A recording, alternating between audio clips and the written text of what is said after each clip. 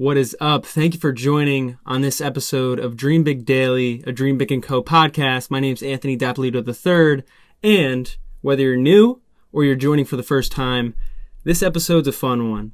We have Jason J. Hayward, who is the current VP of User and Acquisition at Mammoth Media, formerly known as Science Mobile. Jason comes from a background of search engine marketing, SEO, paid media, marketing in general, and has a deep focus and breadth of experience with startups.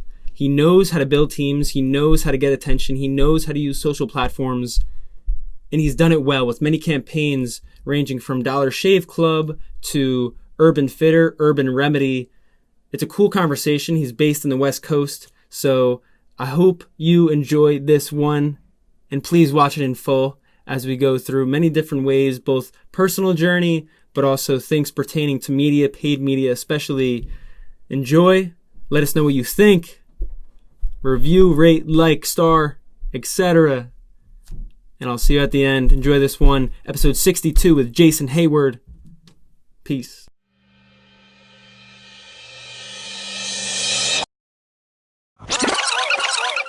I have a dream. It's one small step for man. I am the greatest. You want something, go get it. Period. Yeah, but thank you, Jason, for coming on this Dream Big Daily podcast. I believe it's episode 61 or 62, but much appreciation for you coming on. Back at you. Thank you for having me. Yeah, of course. And I know the title you have is VP of User Acquisition at Mammoth Media, formerly Science Mobile.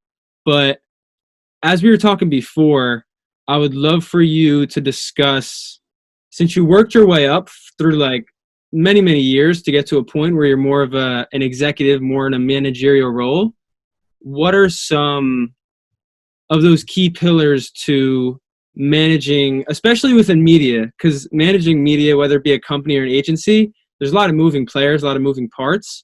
So what have you learned in your decade-long experience, even longer than a decade, in evolving with your different positions at companies and those key things you see in leading teams? And also, this is long-winded, but you also are an advisor for startups, so you see that realm of it too. So you experience a lot of different things, so I'd love to hear your take on that. Yeah, certainly. I mean, I think key, sort of the fundamental underlying principle to all of that really is always trying to best understand the environment before claiming to be an expert in anything. Mm-hmm. And so I've been in user acquisition and various types of management for about 17 years now. And I think the main hallmark of my management style is really relationship building, whether it's internal with the teams that I manage, internal with the other executives, or internal with people across different parts of the company, whether it be tech, reporting, data analytics, whatever it may be, really trying to better understand their challenges to also shape our marching orders to also be helping them out. Because then you get like the spirit of goodwill towards you're helping them, they're helping you. It's much more collaborative. You uncover a lot of different things. And this goes across any company that I've ever been a part of. The better relationships you can build cross-border, the stronger your results are, and the more enjoyable your work is for everybody on your team, for their teams, whatever.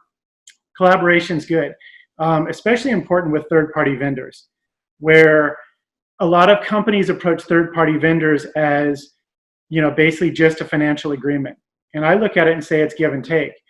Partners are going to have good days, they're going to have bad days, good months, bad months, etc. And if you're willing to find good people with good character, who really are going to make a mark in the market, it makes really good sense to invest in them. Because if you carry them through the bad times, they're going to carry you through your bad times, and it usually pays off really super well. Yeah, it's so interesting because there's this certain thing of analytical and measurability with what you do. But it's so interesting that it comes down to this like qualitative thing of relationship building. I know everyone I've talked to, some work at VC firms, I have friends in startups, they always say that people don't invest really in the product. Eventually they do, but it's more of the founder behind it. So like for you, say, Mammoth is going to invest in a certain company or have like a subsidiary underneath them.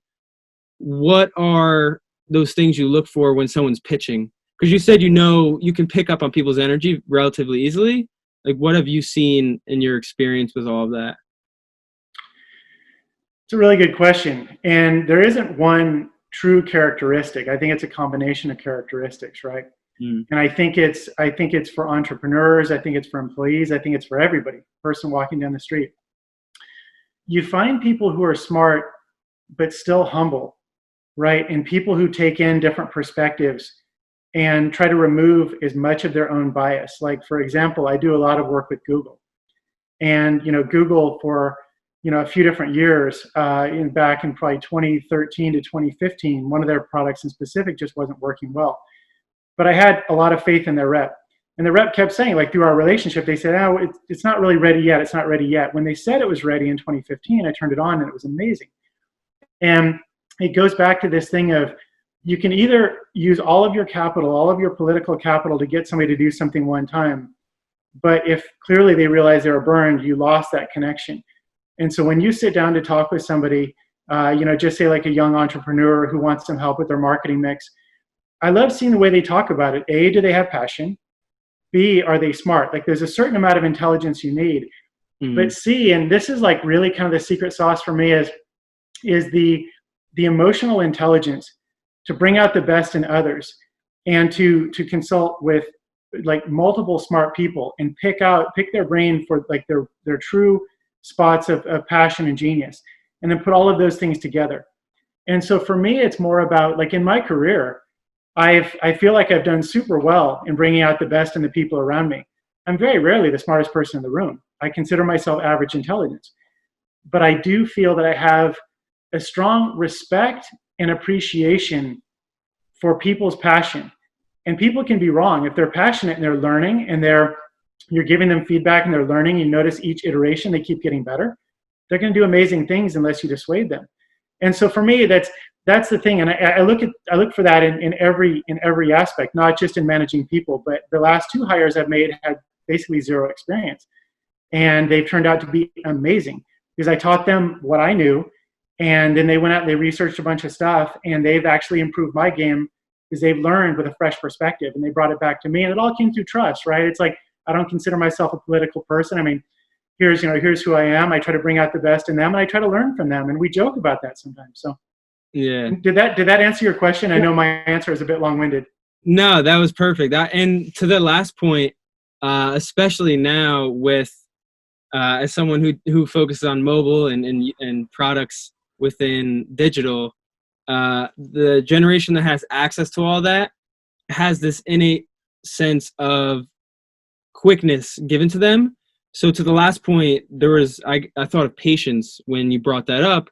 So for you who has had 17 years of building your way up, I would love for you to like paint a picture of that journey to hopefully have someone say like, wow, I mean, this really doesn't happen overnight, but also like that day one learner mindset is the thing you have to, keep in your back pocket as you continue walking forward.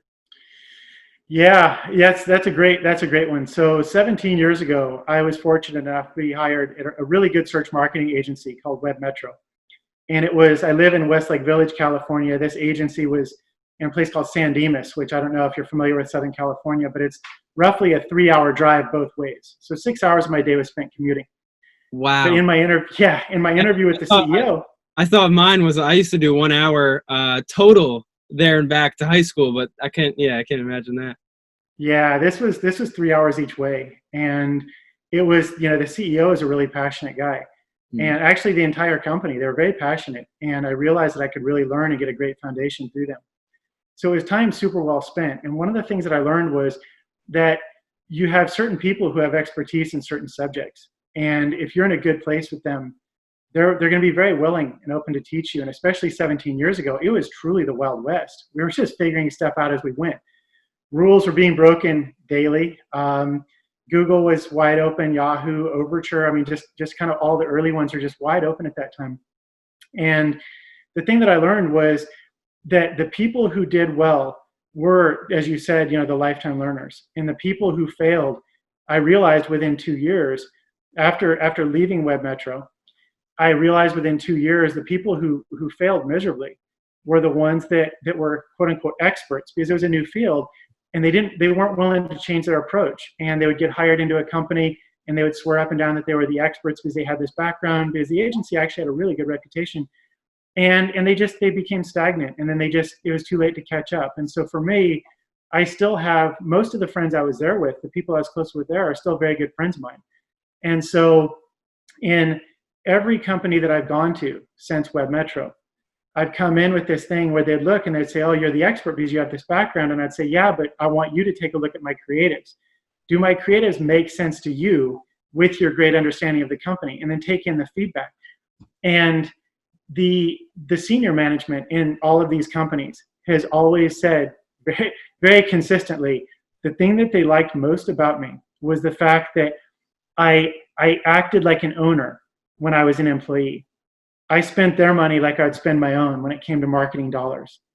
And so just surrounding myself with smart people, trying to, lift those people up. And there's a saying that I use all the time with my team is if they make a mistake, I'm the one who steps forward and says it's my mistake. If they get a win, I hold up their arm and say it's a win. If I get a win, I still hold up their arm and say it's a win, because it builds loyalty. And that's the kind of loyalty that keeps me learning, because they're more motivated to share with me as things change. That's the only way to stay relevant, and especially in mobile these days. To your point, it's just moving so quickly. So yeah. That's a key principle. Exactly. That adaptability, agility, but it seems as though there was this theme of honesty that you held through all of that. And I find it so interesting that the aspect where you said of using the company's money as though it was your own. I think as someone who works with my own clients, because I like Dream Big & Co. is part agency, part company. That's super valuable, because if I saw this other thing the other day, it was like your clients' problems are your own problems. So, and their performance sort of excels your potential. So if you see it as like, I'm helping them, if I help myself, then we can like win-win and grow together. I mean, I think it was episode, I'm not sure the exact number, but we had Josh Gershon on, who created this company and community called Startup Island. And he said it was this thing of this like an experience he had with a waiter once, where it's like this win-win approach of like, what do you want and how can I serve you? So it's like what you mentioned as well, is this servant leadership type approach, where people then respect you because you respect yourself. That's a great way of putting it. And I'll admit that it was much harder to be as open and confident earlier in my career than it is now. Because over the years, like, the past, I want to say probably the past 5 or 6 jobs I've had, I haven't had to apply for.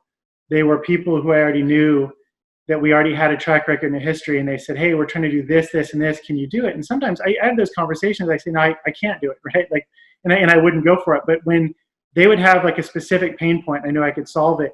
It didn't even have to be around marketing. Sometimes it was around client success and things like that. And I'd come in and I would help. And it's after you develop that level of certainty in your own sort of ability to succeed one way or another.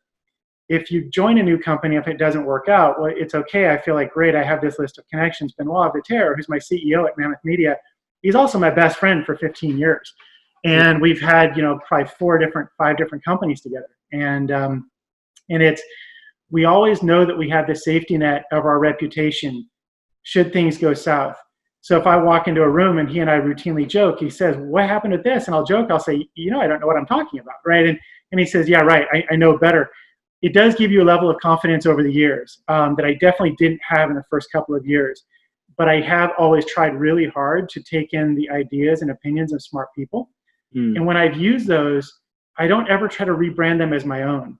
I would hold that person up and say, brilliant idea, we wouldn't have succeeded without you. And then it does build sort of that mutual loyalty, and it removes that element of that very toxic culture of people being in such a race to claim a victory. It's almost the opposite after a while, right? Like they try harder and harder to help you, give them more and more credit. Somehow you end up winning, and really at the end of the day, all I care about is the win. So yeah, it all comes back like sort of that karmic type approach. for sure, comes back full circle. As Italians say, I think I heard the other day, it's like it all comes out in the wash, as like a mafia approach. But for you, what's your approach to learning then? Because if you go in and you have this mindset of humility, but also taking on the blame if there's a failure, but lifting others up if there's success. What do you, besides that aspect of humility, like how do you approach learning new things, or what's your style in taking in new information? Great question. Oftentimes, like just say theoretically, if I started a new job and just say I'm the manager, I'm the VP that runs the team, I'll sit and I'll just sort of watch, and I'll have conversations, and I'll see how people are doing their things, and I'll think about my own ways of improving them based on all of my experiences and successes and failures. And then what I'll do is I'll start trying my own campaigns. Because see, as a manager, I'm a little bit rare in the sense that I also get my hands dirty every single day. I don't believe that you can accurately manage somebody. It's just kind of like the mafia, right? It's like I don't do things. I don't ask people to do things that I haven't done earlier in my career and that I don't also do on a daily basis. So the way for me to learn is really kind of in a real-time environment, because every challenge, every company has its own, sort of opportunities and weaknesses. So to answer your question a little bit more directly is I'll first go in and watch and sort of get a benchmark. Then I'll start setting up my own campaigns, or maybe test out some different sources, ones I'm super familiar with. I start doing my own tests on small budgets to see how it's working. I can make some tweaks, make some improvements. And if I have some wins, then I can show the others who are actually running it on a day-to-day basis and say, hey, let's try this and try that. And by sharing that with them, it makes their own campaigns better. And then I can sort of stop sometimes and I can go on to the next one. And basically it is that thing of having everything be mission-based, right? Like just say you're coming into a specific time of year and you have a new competitor and you sort of get everybody in a room. And one thing I normally do is I'll get everybody in a room and I'll start the discussion. And I'll act like I forgot about a meeting or I'm getting a call or something, and I'll leave. And I'll come back after everybody's been brainstorming without like trying to impress the boss. And so then I'm like, hey, like what's the output? And basically just trying to break everything down into a mission and trying to understand the most important data points. Because that's the thing, over the years, you start developing a real sensitivity to which data points are red herrings and which ones are actually important. And then you start attacking those data points. And normally when you improve the most important ones, all of the other like sort of visible ones, but less important ones also start magically improving. That's interesting. And to the thing you noted before, do you intentionally take a quote unquote call or meeting?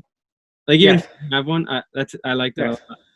Thank you. And I've just found through experience that especially if you have a relatively young team, oftentimes either people are stifled. They want to agree with whatever the boss says, or they want to agree with like the strongest voice in the room or whatever it may be. And so for me, by removing that, I also start seeing, who actually can work well as part of a team, and sort of, you can understand some of the friction points. And there have actually been times where I've gone on the other side on the window and just kind of like watched the interaction after I left the room, and you see who your natural leaders are. So it's just kind of like, letting people lead by example, empowering people to contribute in a lot of different ways, and just sort of freeing people up from the shackles of, trying to act in a certain way that they think the boss is going to want them to act.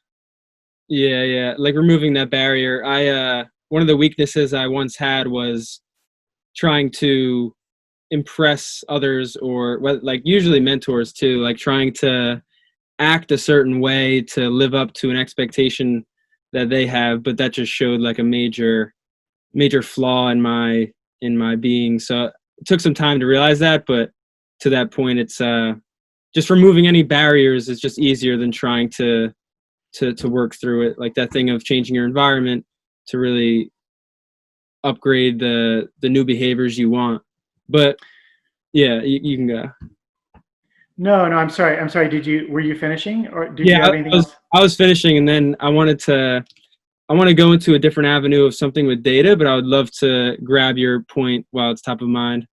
Yeah, sure. I would actually spin it back around and say that it's the manager's or the mentor's job to really train you in that way of being open. And so I have a few different things that I do, and that's probably a discussion for another talk. But it's like, basically, I feel that it's the manager's responsibility to leverage years of experience in managing people to get people comfortable off the bat, and to get people comfortable with the rest of their team, to get people comfortable one-on-one. And so I have a lot of one-on-one conversations with my teammates, to where I'm always stressing to them that please just be yourself, because it's not going to benefit the company if you're doing something to impress me. So it's oftentimes the mentor's responsibility, in my opinion. Yeah, no, I would love to take that sort of rabbit hole. I know we can hold it for another discussion, but since we're focusing a ton on this aspect of team, I would love to have you dive into that a little bit further. I'd love to. Yeah. So I think that a healthy team is truly the difference between success and failure in any company. And I think that what's funny for me is my definition of a healthy team is it's not driven off of somebody's pedigree. It's not driven off of their resume. It's not driven on how well they've interviewed. It's not driven off of what they've done in the past. And so oftentimes when I have an interview with somebody, I sit down and talk about life, and I see where it goes, and try to understand like what they're actually passionate about. Because if somebody's, in my opinion, if somebody, well, I'm sorry, that's definitely off on a tangent, but I think for me, it's managing the health and managing the emotional health, the emotional bandwidth of a team is probably the single most important successful indicator in a good manager, because it's, your team underneath you. Yeah, it's great. Oftentimes, especially in digital marketing, with it changing so rapidly, you want to find people who are not only fast learners, but also enjoy the learning process and enjoy also helping others, of people who are the same, above, like kind of anybody on the team that comes up. And so for me, my greatest responsibility, especially during the time of COVID, right, is I have a lot of conversations, and I'm hard on them about, what are you doing for your own mental health? Like, okay, every time I log on, I notice that you're working. Have you meditated today? Have you taken a walk? Have you gone to the post office? Have you gone to get your tires rotated? Whatever it may be, something to get them out, because at the start of COVID, I think a lot of teams felt like, oh, okay, great, there's a lot of flexibility. You can take walks, you can take mental health breaks and this and that. And we slowly fell back into this thing that if you're not at your computer, then you're slacking and you're going to somehow get in trouble. And I'm actually the opposite. I purposefully give my people days off and say, I do not want to see you logging in, because it's my job to manage sort of their emotional well-being, and it's incredibly stressful right now. Yeah, to that last point, is it ever, not like a burden wouldn't be the right word, but is it ever overbearingly difficult to know that every single person, say you have a team of 12, like a dozen, their well-being is like basically upon you, like you're accountable for how healthy they are. So is it ever difficult? I would love to get more detail as to like the day-to-day of that, because that is like servant leadership in and of itself, but intrigued to how it is on like the granular level. Sure. And so there's good news, bad news to that, right? So this is something that I'm super passionate about. And if I don't have a company above me, like a CEO and senior management team above me who supports it, then it's the wrong team. At Mammoth Media, we're super lucky that our company, from the CEO, from our investors to the CEO on down, are super vested in this and have always been super vested in the employees. Obviously performance is there, but it's like just super vested in people being well. And so it makes my job so much easier. So then once I get sort of that blessing and that go ahead, then it becomes like tactically what's the best way to approach it. And over the years, my management style has changed radically. Now it's like highly one-on-one, like sort of like bespoke employee management, because I get to know people on a one-on-one basis and really foster those relationships that I can tell where if you find a data scientist who looks at a big block of data and they can pick out those little tiny pinpoints where something just doesn't look right, they're a genius, right? I try to do the same thing, and I've had pretty good success with getting to know an employee super, super well and figuring out, wait, they're just a little bit off today. And then I drill in and try to like really figure out like what it is and eventually get it out of them. Some people it's easier than others. Some people just always take that approach, say, hey, I'm amazing, and then they quit. And it's like, okay, well, I tried. And so I definitely do have my failures on that. But so I do try to be very sensitive to human nature and just understand what makes people tick. And everybody is different. And that's why I say it's bespoke. And everybody has their own trigger points. Some people love being called out publicly for doing something well. Some people love being called out privately, and they don't want the spotlight, and that's great. So I try to always manage to the individual's pain and pleasure, and try to keep things light. It's like a lot of times in our meetings, it's like even when we have a lot of work to do, like we'll start out the session, we'll have jokes, and it's tricky because you want to find that thing of where you're authentic. Right? Because authenticity for me is at the cornerstone of this, because they need to authentically know that I believe in them and I care about them, but I'm not a softie who's going to let them take advantage of me. And they find that out very quickly, that it's like a lot of people confuse nice with weak. And that happens once or maybe twice, and then they realize, okay, they can't play games and they can't do things to either me or to other people, and they find that lesson out pretty quickly. Once you build that level of rapport with that level of respect, then it's like, then you can start being really sensitive to how they're feeling, and then you just try to just help unpack it and help them the best they can. Yeah. I want to ask two things. First would be, in order to be aware of everyone's energy and energy levels and disposition, you have to have a large sense of self-awareness yourself. So you talked about meditation before. What are some of those practices you cultivated to increase that level of self-awareness to know others better? Sure. Great question. Let's see. March 21st of 2019, I was killed in a car accident. I was dead for 5 minutes, 2 or 3 different times. I'm sorry I didn't tell you this before. I hate to drop it on you like that. Wow. When I was in this other place, I came out of it and I realized, wow, it's like I've been thinking about life all wrong, right? Like there's a lot more to life than just work and attain things. And I got heavily into I was already sort of dabbling with meditation before that, and then I got heavily into meditation after that. And the way that I can sort of feel energy has definitely improved, because I feel my own energy, and I'm very, very conscious of how I'm feeling on a regular basis. And it's just kind of just given me that sensitivity that there are a lot of people who are fighting battles that I would have previously been blind to. And you listen for subtleties and you check in on people. And sadly enough, going back to COVID, I mean, there's a lot of stuff going on. And I think that people can use their time in certain ways. And don't get me wrong, I binge watch Netflix like the best of them. But also now I'm meditating, for 5-minute sessions 3 times a day. And then I'll do a 30-minute before I go to bed. And being more in tune, as you said, being more in tune with myself has made me more in tune with others. I was always a manager who really deeply cared, and I felt like I was doing a pretty good job before, but kind of that natural transition feels like brought me to another place where I've been able to scale even a bit more, because meditation was absolutely critical in me getting better. My teammates, my COO from Mammoth came to visit me when I couldn't walk. When I was sitting in my backyard and I would reach to grab a Diet Coke and I'd miss because my depth perception was off. And just having the level and support of friends and family around me and meditation and getting my mind straight has made me, to be honest, I feel it's the best person I've ever been. Wow. That's super fascinating. I appreciate you sharing that too. Truly. And to the other thing I wanted to mention was, I hope the sincerity of people and kindness of management starts to take over. As I mentioned before when we were talking off the recording, was that business was usually, a lot of greed, and that it's okay to do bad. But with this thing of leading with kindness, how do you stomp the bug of, I would say, insecure people trying to take advantage of what they think is a weakness, or like kindness is easy manipulation as a leader? Great question. Really, really good question. For as nice and kind as I am to the people who deserve it, I'm equally cold-hearted and ruthless to the people who don't. I have zero tolerance for it.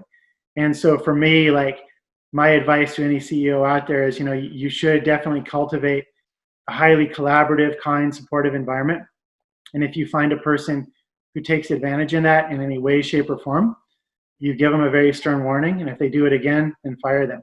I don't care if they're a top performer, because oftentimes you find top performers who are also driven by ego and driven by that need to look better than everybody else.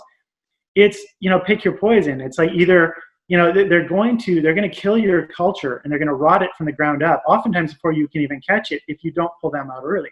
Because all of the good, like really good, hardworking, collaborative people are going to feel marginalized and they're going to quit. So you're going to lose them one way or another. So it's difficult when you have a really heavy performer and you can't really isolate them too much. And, when they prove to be sort of just like, I don't want to say not trustworthy. I think it's somebody who doesn't sort of get into that whole culture of like lifting everybody up, then I just fire them. Yeah. You gotta cut the loose ends, and they say the frog in the boiling water syndrome. Like, make sure it doesn't persist. Absolutely. Yeah, I was at a big company, a big like Fortune 500 company at one point, and the culture was so toxic, where I just literally dreaded going to work. Sunday at noon, I was just like, oh my gosh, I have to go back tomorrow. And it was the comp was great, the offices were beautiful, we had all of the perks, but there were a handful of people who were just really toxic politicians who were so two-faced and who routinely got away with it because they also on paper performed really well, that I only lasted like 10 months. I literally just couldn't stand being there. So yeah. I it's sort of like, you definitely learn a lot from the successes and what you do well, but that was probably like a pivotal, like down point experience you took away. Yes. Yeah. And I want to get into, because the culture is like the foundation and the team's the foundation, but I would love to take a dive into this reservoir of like content and media.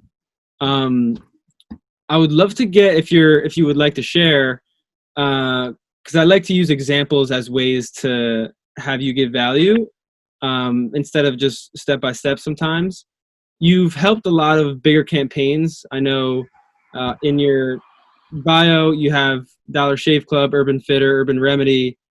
What were some sort of like, I would say, rituals or things you work through in order to have them be super successful? And I know that's a generalized question.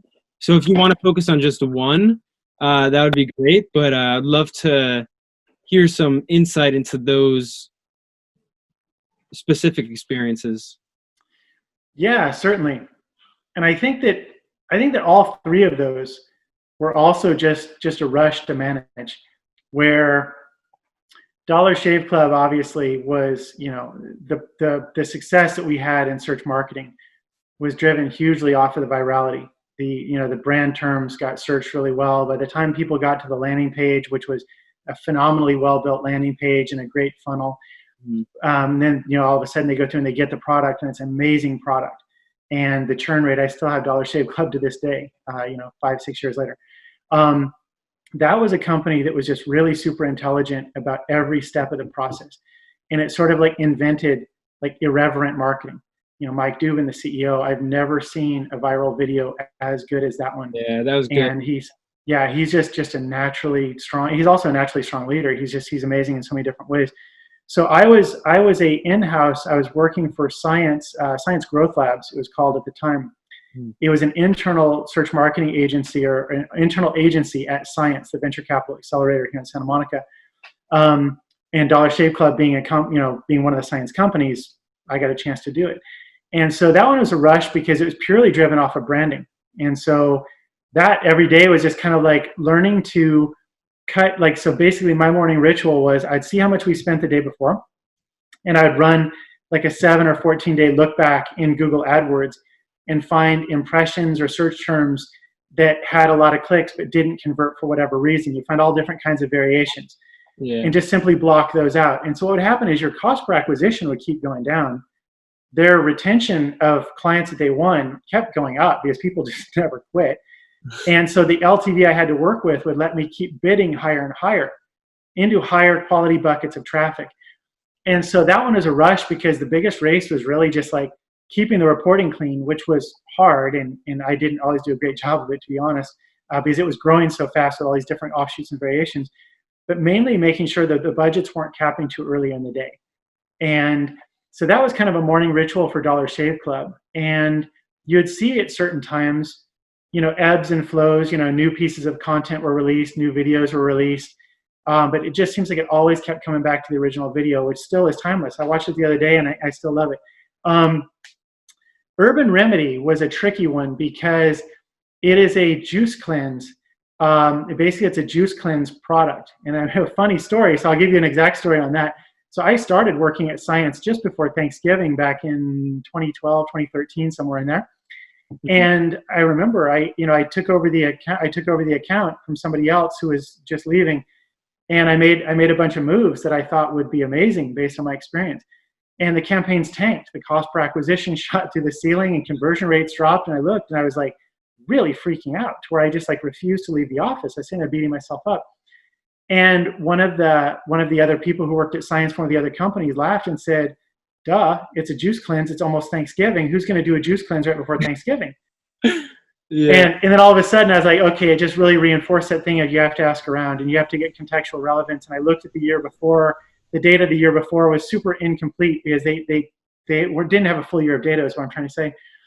And so again, that was like, wow. So my ritual was always talking with the product people at Urban Remedy and the people who ran the organic social side of the campaigns. And I remember when I was in the process of, so Urban Remedy was a campaign that we managed internally at Science Growth Labs. And then Urban Sitter was a company that also came in while I was still at Science. And I started working there, and it was kind of like the Uber for babysitting. Brilliant company led by just brilliant founders. It was, and just nice people. You talk about kind management. They're just super kind, and they just are really just smart. That they asked me, they said, would you like to take on this campaign? Because they had an agency running it before. And I looked and I was honest. And I told the VP of marketing, I said, well, the people who had it before were doing really good. And I might be able to get you 5% better, but it's not easy. They did really well. And, she convened with the CEO and she came back and she said, well, we love your honesty and we'd love to just give it a try. And it wasn't 5-10%. It was like 50% improvement. I always try to be pretty conservative when I have conversations like that because you never know how it's going to go. And my ritual there was understanding at an individual zip code level which zip codes weren't working. Much like Dollar Shave Club with certain impressions and searches and whatever. We started expanding nationwide, and so I'd be looking just religiously at Google AdWords zip code reporting, figuring out the zip codes to block, and where I could run more video and I could do different things. And so that optimization was all around zip codes because with Urban Sitter being sort of the Uber for babysitting in a marketplace, you can't just consider one side of the equation. You're not selling razors that get shipped out. You're selling a babysitting service where you actually have to have enough sitters geographically close enough to drive over to do a babysitting job for a trusting client. And then you take weather into account. If you're back in, obviously, if you're in New York, if you're in Vermont, and sitters, and maybe there's not the greatest public transportation in, say, rural Vermont, you're obviously not going to do as well. And so all of those things, the seasonality, the zip codes, all of those things. So I started doing this work with Urban Sitter, and they were very happy. And they said, can you come join us full time? It was really nice. Their CEO flew down. We had lunch, beautiful talk. And I told her, I love you guys. And she said, do you want to come full time? And I said, yes, but only if the person that ran Science said it was okay. So I sat down and had a really nice conversation with him. And I said, I can run, kind of all of their growth marketing. And so he said, great, go for it. And so obviously I came back to Science. I love Science. But at Urban Sitter, we had a different set of challenges, and it was that marketplace and it's supply and demand. And their product has continued to evolve, and it's a much more social product rather than, I'm not selling razors to somebody who needs to shave. It was, this thing of developing trust and through creative, and it was up in San Francisco. So I was kind of living out of a hotel 3 or 4 days a week, and I had 2 young kids, and my wife, she wasn't too thrilled about it all the time. So after a little while, I ended up leaving to go do something else. I can't remember what it was now. It slips my mind. But that was the ritual there, was you're always finding stuff that's not working. You cast a wide net, you find out specifically what's not working specific to that industry or a specific marketing challenge, and block out the stuff that doesn't work. Urban Remedy was amazing. As I was leaving Science to go in-house with Urban Sitter, the Urban Remedy had just gotten a new CEO. Brilliant guy. When I met him in the office, he and I just absolutely clicked, and we stayed friends. And he has hit home run after home run after home run. because his expertise is forming like these great brand partnerships. I was up in San Francisco before the quarantine, and I saw his product sitting in one of the Prime Ghost Amazon stores. And I was just so happy for him, because they're truly a great company that it is so mission driven on making people healthy and giving them the best possible juice at the best possible price, delivered as freshly as possible. And he's the genius who like never let up on pushing for better and better. So the key underlying thing in all three of those companies was forming really solid relationships with the stakeholders who also empower you to do things that are sometimes counterintuitive. Some of the stuff I was talking about in some of those companies, they're like, what? Like, why would you do that? I'm like, wait, trust me, let me test it. And it would work well. And that was the defining factor. Just really smart people who had the ability to trust, I guess, would be the common one. Yeah, and that's what you alluded to before with Mammoth now, but Science, how you have such a strong value set and blueprint that allows you to have more like free reign and ability to lead with kindness. It's interesting. It's cool to see that example, but then everything you referred to in the past X minutes with culture and team like play out with all of those. And I hate to bring it up, but I actually have Harry's but shave kits. But was it Harry's or Dollar Shave Club that had like the 10 years of accumulating like 100,000 emails? Or was So I have a guilty admission to make. I also am a member of Harry's as well, because that's kind of a long story related to a friend of mine. But I also have Harry's as well. And what's funny is they're both amazing products, right? Like I like the Harry's handle better, but I like the Dollar Shave Club blades better. And I'm an ongoing member of both. I believe it was Dollar Shave Club. I can't speak for the metrics around Harry's, and I can't really even speak 100% for the metrics around Dollar Shave. But I remember that it was the retention of Dollar Shave Club was some ridiculously high number for at least a 6 or 7 year period where it was just nobody ever quit. They had like a 99% retention rate or something.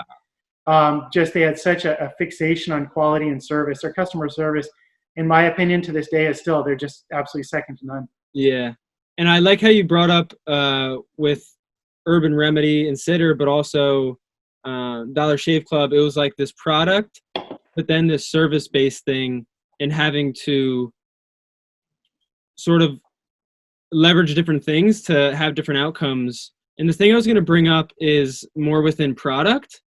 And I guess this can be service if it's like a product that's service-based. But like, what are I guess in Dollar Shave Club did this because they have like a very, like their LTV is very strong because their users keep coming back and the retention is strong. But what are the key things to have a good LTV? Because obviously you want people to keep coming back. But then the other thing, this might be a two-parter, is when you do manage teams, is your focus mostly on the search engine stuff or data, or do you also have to manage the creative teams to make the contextual content? Because I find that interesting to have to think about all the possible scenarios and then create this one thing to target in this one area if you run ads. Sure, that's a great question. I remember the first 5 years of my SEM search marketing journey. I was also writing all of my ads, and that was probably the hardest part for me because I don't really consider myself that creative of a person. But then I started, I was attending an event at Google up in Mountain View, and they said that the landing page copy has to match your creative copy, or else you're going to get a disconnect. So I started really referring to like the strongest main messages in the landing page and say, okay, well, if it's a company that's dedicated to doing a lot of iterative testing of their landing pages and website and whatnot, oftentimes you can grab those key messages and you can shorten them up, or you can do a little play with words in certain ways. And it's continued to evolve, right? And I think that's another place where you have companies who you have to have really smart leaders. And it's funny, it's like it's so cliche, right? And you could tell a lot about a company by their CEO. Some companies, not naming names, but some companies, they have like this polished CEO who's just, he's just very slick, and he can get people to, through charisma, see things, or she see things, through the lens that they want other people to see. And then you realize it's smoke and mirrors. And then you have a CEO who's like, doesn't even seem like a CEO. They kind of show up and they're just like, just one of the workers, right? And that oftentimes to me is the one that that resonates best with me, because that they also can roll up their sleeves. And my current CEO can do my job better than me. And that's saying something. Like, he teaches me stuff all the time. Like, he could talk data, he can talk creative. Actually, not creative. I hope he's not watching. Not creative, but yes. Over the time, I've had companies where they would give me the creative to run, that their quote unquote like marketing team would say, here, run these creatives. And they oftentimes flopped because they weren't in alignment with the intention of the person doing the search. We're talking about search marketing. Exactly. And those kind of companies just don't work for me. So that's why I tend to gravitate more towards startups, to where people can get to be super like goal and mission driven. And the ruling, like the managing with kindness thing, is kind of funny, right? It's kind of like managing with integrity, because sometimes you can't be kind to each other. Actually, it's probably better than saying kindness. It's like managing with integrity, because there are times where I have to get mad at my people, and my people have to get mad at me, because that's the friction of pushing. And if you don't get that friction occasionally, then you're just kind of stagnant. And so it's like the integrity of also like having a better relationship. So you definitely have your kindness, your laughs, you're developing them, but it's like the integrity, I think. And so in the past probably 4 years, where I've been much more mobile first, like, at Mammoth Media, we market, and so basically we build, monetize, and market all of our own apps. We don't do anything like as clients or whatever. And so our clients are all internal groups where we're all kind of working together. And so I do directly manage the person who's responsible for all the video creative we run, video and static creative we run. And it's a big part of my day. I mean, it's probably 3 hours out of it. No, not 3 hours. It's probably like an hour out of every day at least. I'm, directly doing creative stuff and giving feedback and testing creative and stuff like that. So it's a big part of my day, and it has to be. Yeah. That makes sense. That makes a lot of sense, because it's, as someone who creates some creative content, there's always like feedback, and I just find it interesting. And I have someone really close to me as well, works at the NBA and works on social media, as one of like the main managerial people with the NBA Twitter and NBA Instagram and such. But I find it so fascinating how much contextual content they churn out. And it's probably just so much in the Excel sheet or the Airtable and communicating over Slack, but it's a lot of boots on the ground. It seems like it's a lot of hard work. It really is, and it definitely takes a village, right? And it's one thing for a company to be dedicated to creative testing, but the tools that we've built at Mammoth Media through our data sciences team have sort of like removed a lot of those boots that we would normally have. Essentially, using Periscope and pivot tables and whatnot. We have great visibility into it, because it's a company-wide commitment to really help kind of all things user acquisition and monetization. So our COO is one of my best friends, and my CEO is my best friend, and they've definitely built a lot of tools for us where we run very, very lean. Like, we do the work of a big team, and we're a small team. It's like just a handful of us. And so it's like understanding how you can leverage data to not just having more reports, but having super accurate reports to give you some of those little indicators. Was it the video that didn't work, or was it the text that supported it that didn't work? And having certain naming conventions and media buyers who buy into that philosophy is really the only way it works. And just through trial and error, like by making a million mistakes, I've kind of got to this process that for now it feels really good. And sooner or later we'll come up with a better process. It's just constant iteration. Yeah, exactly. And same thing with building products, just constant feedback and iteration. Yeah, you definitely know that world. But I was going to bring up too, I find it, because I like looking at history, and I like looking at what could come, not really like a predictive manner, but like this is what should be focused on too with what I'm doing. In the past maybe decade or even more, it's been media and content in contextual ads with content, but now it's more of this thing of data within the next couple decades to come. So more of looking forward now, because we talked a lot about your journey and then what you're focusing on now. what are you guys at Mammoth focusing on with that thing of data? And you're already doing it a lot. And also, what advice do you have for those entering the realm of media now with focusing on data and new tech? Yeah, and to be really honest, it's like I don't really know. It's a great question, and I think it's an ever evolving question. And really, the only thing really with Mammoth Media and data that I can say is I've worked in a lot of very data smart companies. I worked for Experian at one point, and obviously they're a very data smart company. I think that pound for pound, Mammoth Media is the data smartest company I've ever seen. And any sort of answer that I could give on that would probably be, outdated by tomorrow or by the time I even got done saying it. So it's just an ever evolving process, and it's something where the data and the data needs and the product, it's all one sort of swirling ball where one is changing based on the other. And to be honest, I really don't know where it's going. It feels like it's getting, to your point, which is a very, very accurate one in my opinion, it's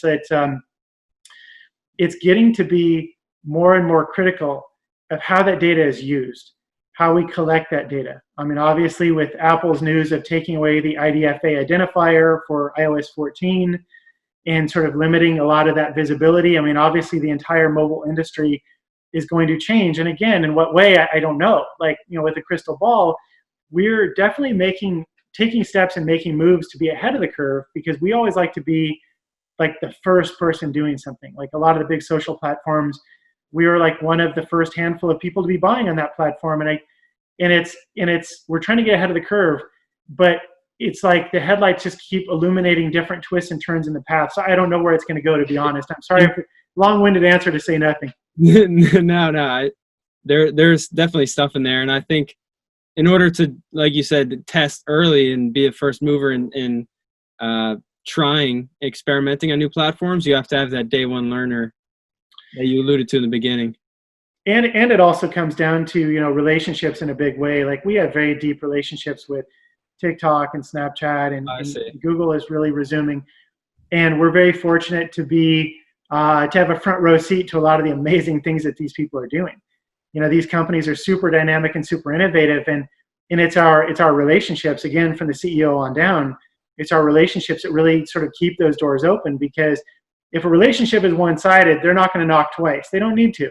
And so when they let us in on some of these things, we try to give them some very, very timely product feedback. You see it also in sort of like the in-app gaming buying space, where we have big platforms, the AppLovins and Iron Sources and whatnot. And we've given them advice on how to improve their buying experience, or their dashboards for buying, that they have directly changed their products on the back of. And it's only because we also do have their best interests in mind. We want to see them win based on the things that we give them for advice. Then they want to see us win to say thank you, and also to keep the advice coming. So it's where relationships are absolutely key and that kind of thing. I'd say, yeah, I the way in which you stated it makes a lot of sense with that sort of altruistic, just free giving, but relationship building as well. I like that a lot.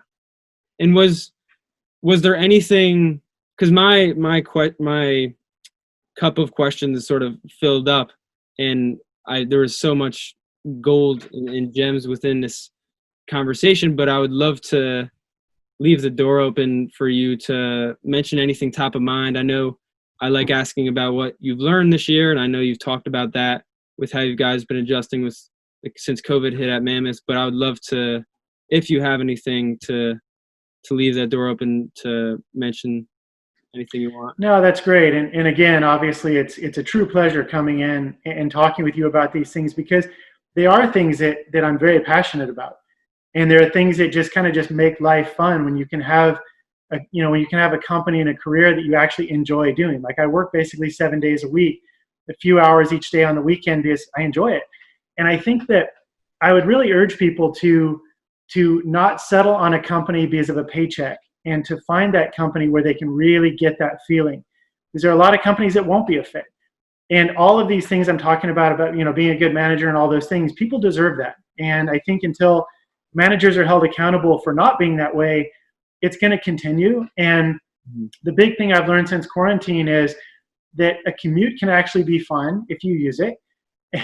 And I think that be good to each other as you do things, and good things will happen to you. It's like career, life, everything is a marathon, not a sprint. And there may be something you can do today to leapfrog ahead really quickly. But you're going to, if you can actually slow down and bring other people with you that are deserving of it, that are good, like good, trustworthy people. Trustworthy is a key word. If you can also help them win, you're going to find that your wins come from a much greater scope of things. And so what made me think of it was when you just said, and I said about iOS 14 and Apple changing sort of the measurement. I'm finding so much help from sources like people who I haven't talked to in a long time who are just reaching out saying, hey, are you going through this? And then you compare notes. And so by being good to people over time, you find you have a lot of allies. So make allies, find companies that appreciate you, things that you can be super passionate about. And also just at the end of the day, just be good to each other, because it's just going to make you happier. You're going to have more wins. We're definitely all in this together, whether it's like all the stuff we're going through kind of as a nation or just like as an industry, like in the mobile industry right now with iOS 14, we're all going through this together. If you can lift people up and you lift up the right people, it will come back to you. And I mean, that's just kind of my way of doing things now. It's totally random, but a closing thought, I guess. I think it's this usually the simplest thing. You talk about a product, right? Like they say simplicity is key, but it's often these like most simplistic characteristics are the ones that we should really be holding true. And I appreciate you spreading all of the messages and for coming on to talk about your experience and within those realms of team and leadership and management and then paid media and other things. So the one thing I was going to mention too is I just thought of it now as you brought it up, that a commute can be fun. 3 hours is no short ride. What did you usually listen to when you were? Yeah. So I had this little BMW Z4 convertible back then, and I used to put the top down and even just have the music off sometimes and just listen to the wind and clear my head, especially coming home from work, and it would let me decompress coming home. Yeah. Now I'm blessed that I get to drive along the ocean to go to my work in Santa Monica, which is only maybe like an hour, 45 minutes to an hour, kind of going down there without traffic and driving along the ocean. I listen to a lot of different things. Like I listen to audiobooks, I listen to music. I'm still a huge music fan. I still listen to Smashing Pumpkins, which is kind of embarrassing, but I love those guys. Yeah, catch up on phone calls. Yeah, exactly. That's why I'm excited in a tangent. Excited to see Elon and Tesla make it more of you can like an office your car in a way. And I have a Tesla and I absolutely love it. You do? Oh wow. What model? I got the 3, and I'm working on the X right now. I think I'm gonna give my wife the 3, and I'm gonna get an X. Nice, that's cool. And for the audiobooks, last question I do have. We got one more left in the cup. What are some of those audiobooks you're listening to now? I was basically a stock market investor before anything else, and so I'm listening to a lot of the old classics. I mean, things that range back to like the 1940 edition of Security Analysis into Intelligent Investor by Benjamin Graham, Buffett, An American Capitalist, books about different, like the financial collapses, right? And actually it's part of what shapes my thing is like when you think of like, greed and egocentric people having massive downfalls because they wouldn't listen to smart people around them. It's like listening to like the collapse of Bear Stearns. That was a big one.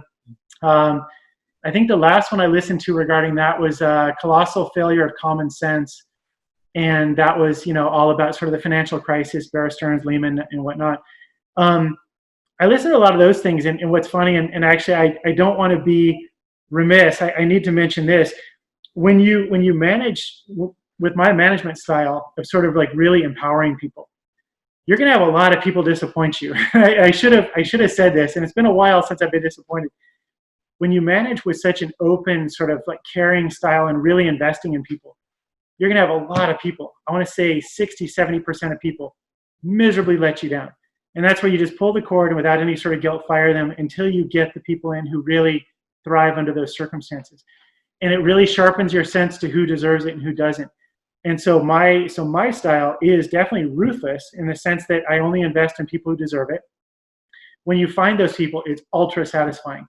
So that's kind of the caveat that you will have a lot of bumps and bruises along the way until you find the right people. Yeah, exactly. It's definitely hard. A lot of hard work in everything you mentioned, but goes a long way if you do the like extra steps and like go the extra mile. But you have to have a company you love, and it makes it worth it. Yeah. Yeah, exactly. Yeah, and it's so amazing too that you're around people, your best friends and people you've grown with. And I like that aspect you mentioned to cap it off with, like pulling people up as you go. Because you can have all the success in the world, but if you're not around those you really care about, then it doesn't really matter. 100%. Very well put. Yeah, but thank you, Jason. I appreciate it. And is there any place you use most on social people can follow you? Maybe LinkedIn or elsewhere? So I'm mainly just on Instagram, just sort of trading pictures with my CEO. I'm actually not really too much on Twitter. Like I'll read the occasional thing. I try to keep myself out a lot of the divisive toxicity. So I'm not on Twitter. I think I still have an account, but I haven't used it. I'm really bad about sort of being like socially connected. My social is kind of my cell phone a lot of times. But if you do have any interest in me, definitely look me up on LinkedIn. Jason James Hayward, I think it is, or jason.j.hayward. Love to connect. Any sort of questions, please let me know. But thank you very much for having me on. This is a true pleasure. Yeah, for sure. If there's much interest, we'll do a part 2. But yeah, thank you. Appreciate it. You know where to find me. Thank you. All right. See ya. Cheers.